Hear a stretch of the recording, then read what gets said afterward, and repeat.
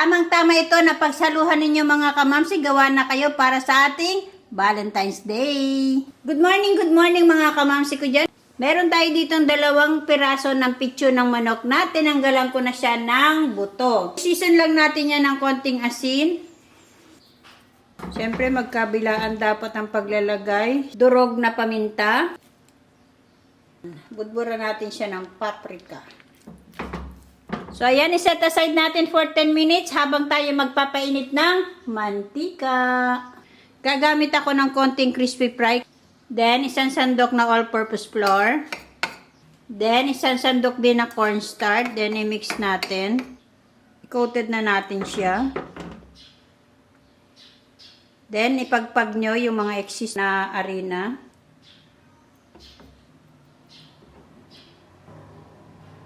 So, ready to fry na to mga kamamsi. So, maglagay na tayo ng oil para makapagprito na tayo. Siya eh.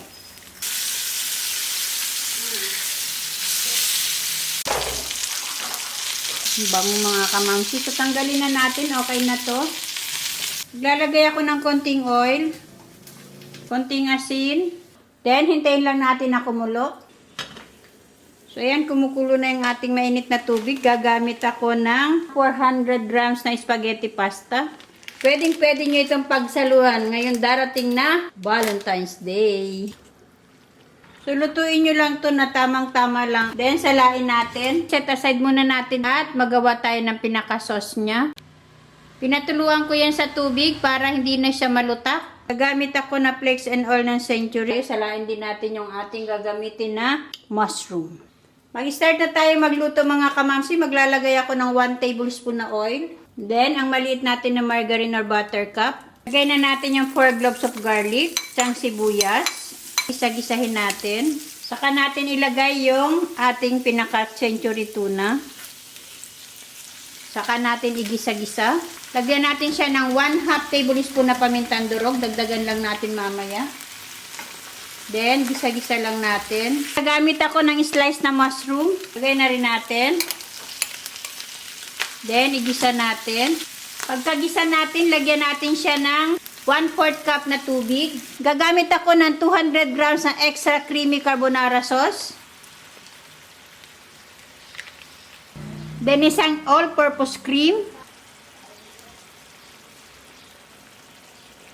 Lagyan natin ng 1 tablespoon na tubig itong lalagyan para makuha natin lahat.